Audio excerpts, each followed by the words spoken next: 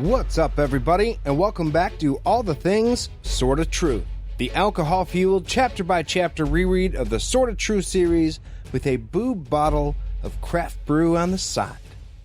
That sounds fun. Is that not something you do? Not usually. But I can start.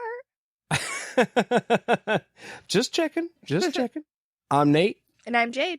And this week we're going to be talking about Chapter 12 of Stone of Tears. Yeah, we are.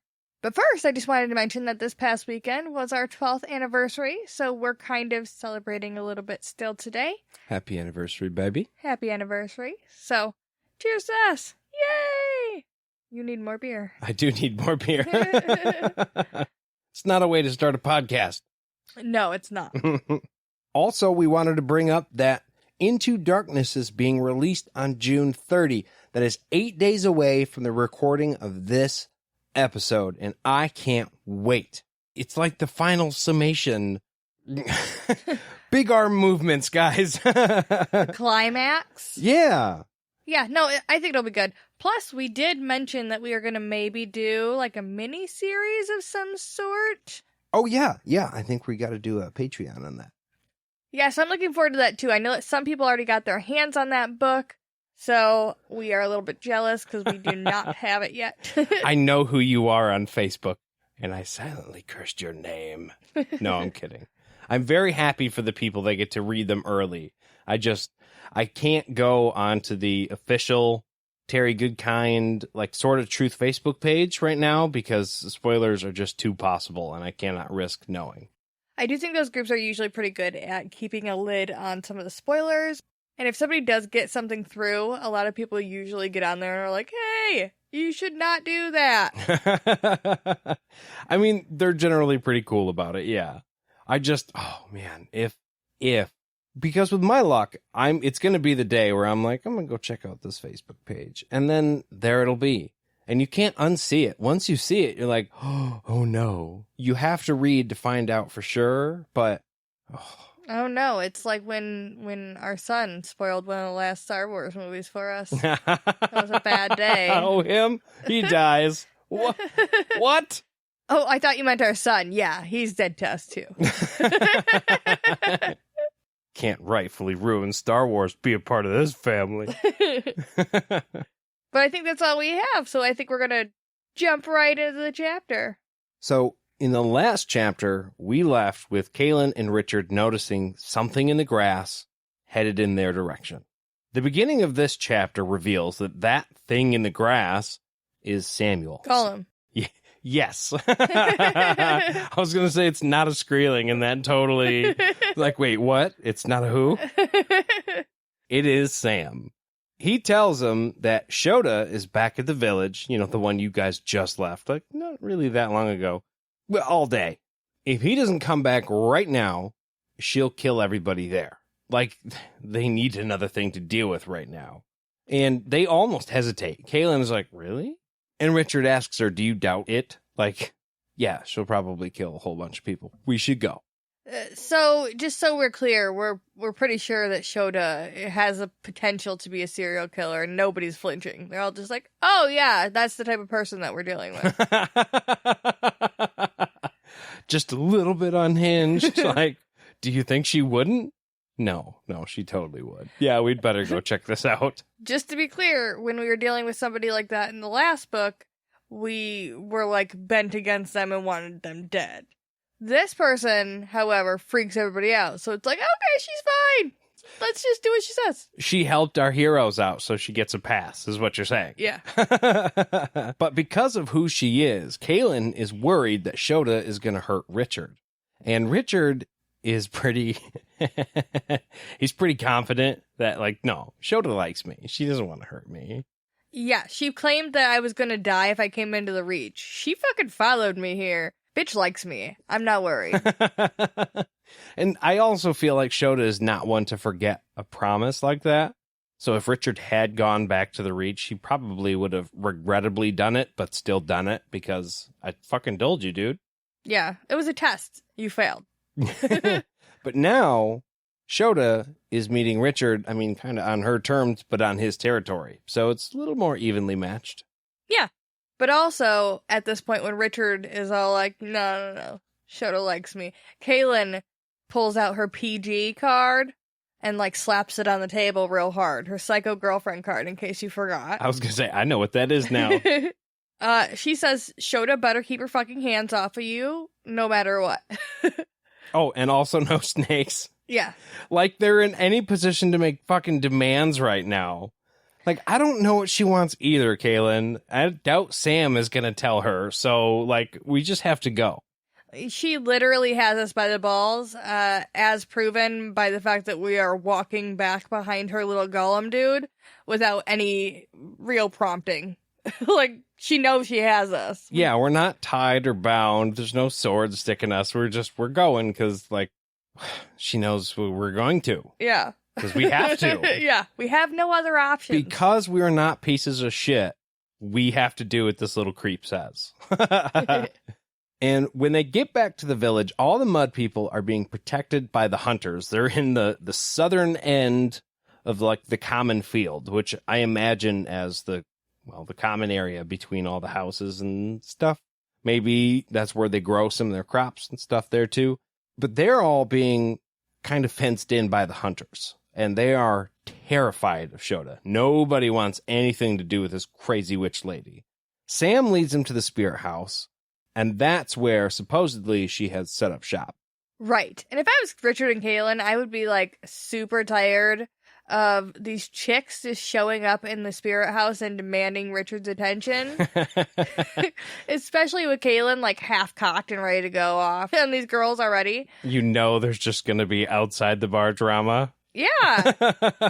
Well, how about the mud people? Like, it's their church.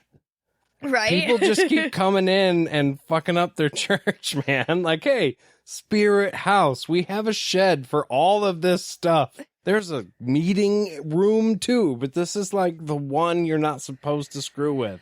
That room's supposed to be sacred, guys. There's totally, like, some poles with an overhang that you guys can hang out underneath. We won't eavesdrop. We don't even understand your language. What are you worried about? Right.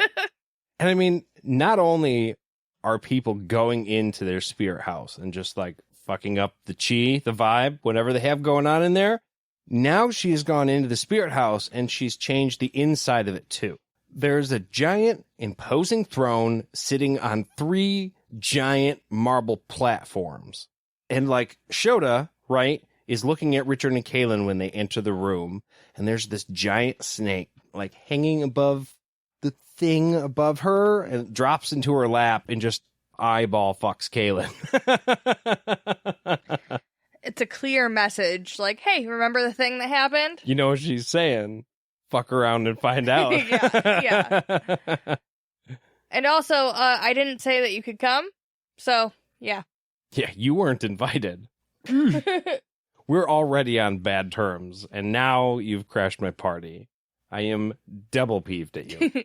Shota tells Richard to put the sword away with a creamy, buttery, velvety voice. And I don't know if he could find any other descriptors along that line, because they all just came like rapid fire, and I was like, I'm hungry.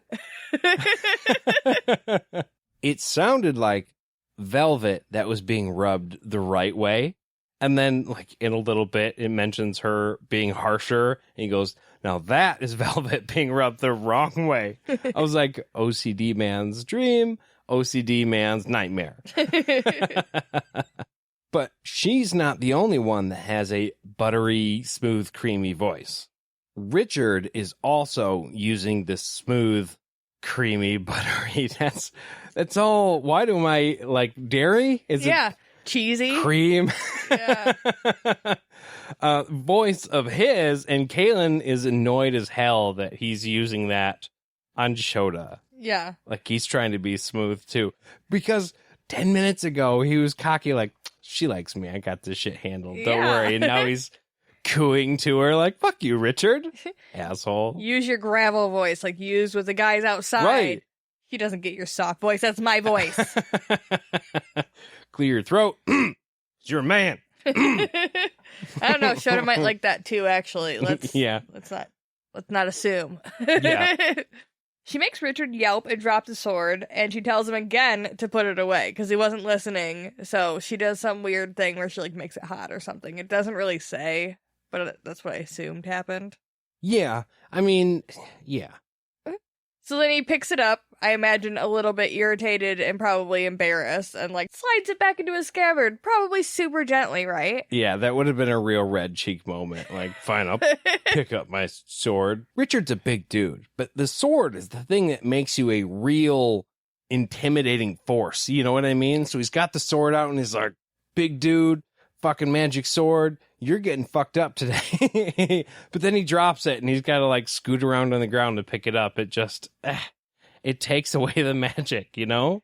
Oh, yeah. I mean, he can stand behind Kahlan all he wants, but nobody really pays attention until he pulls the sword out. Right. So, Shota goes to stand, and she leans very far over while she does it, and her tits just about spill out of her dress, and Kahlan notices. She's got some weird... What's the word I'm looking for? They just stay up. Perky? No, like elevating. They're being held in, impossibly so. Kahlan has obviously noticed, so it's a big deal. Richard is in front of Shota, so he's obviously noticed too. She's got, like, gravity-defying magic happening on her tits a little bit to keep him in. Right. I picture Kahlan going, "Oh, come on, really?" She also noted that her dress was, like, way too thin of a fabric to be a fucking dress. And she imagines herself in it, but then she blushes and she's like, what a skank. You know? Her tits are everywhere. She's basically not wearing any clothes. That material is way too thin to be a dress. Yeah. She does not approve. No. She's about to do some Karening. Some real hardcore Karening. So, Shota unstoppers this bottle that's hanging from her neck. And when she does, the throne turns into smoke and, like, gets sucked back into this little bottle. And then she takes it and she shoves it back deep down into her boobs. It's her little boob bottle. Now, first of all, I will say, Kahlan, again, not pleased with the boob stuff going on. Slut. Also, I'm pretty sure this is probably similar to, like, one of those Coke things. You know what I mean? Coke necklaces? No, enlighten me. There's these necklaces that you can fill up with Coke. Sometimes they have a spoon on them, I believe. Do you mean the delicious Coca-Cola beverage? No. Oh, then do enlighten me. Cocaine? Yeah, it's just like, it's a little vial, and it usually has a little spoon on it, so you can, like, take a bump whenever you feel like it. Not that I know anything about this, okay? Did you learn that at drug school? I watched Cruel Intentions when I was pretty young, so it's in that movie. I don't even know what you just said right then, but I'm going to allow it. But yeah, so she shoves her Coke bottle, boob bottle into her boobs, and we move along. So Shota notices that Richard's shirt is, like, barely on him at this point and starts putting her hands on him. Literally the thing that Kahlan was weirdly like, oh, she shouldn't do that. She does it. She, like, touches him all the way down to his navel. Yeah, doesn't she say something like, how delicious? Yeah. Or, yeah, like, big red flag words. Kahlan's like, what the fuck? This is the thing. And it sounded so unreasonable. When Kahlan said to Richard, don't let her put her hands on you, like, no, she's here to talk. Like, it's probably some serious shit. She's a witch lady. Yeah. You know, probably deals with some heavy things. She's not going to be rubbing all up on Richard. And then, bam, she's been here 5 minutes. And Richard doesn't exactly tell her to knock it off. Like, she tells him he should button his shirt so she doesn't get distracted, kind of. And so he does. He starts buttoning it. And he does take this opportunity to be like, thank you. Thank you, Shota. What you did in the last book, I mean, she doesn't know it was a book, but in the last book was help me realize how I can love Kahlan. So, like, I love Kahlan. He does, like, let her know, hey, I got a lady, just so you know. But he doesn't, like, slap her hand away. He's like, you could touch me. I'll let you know after you're done.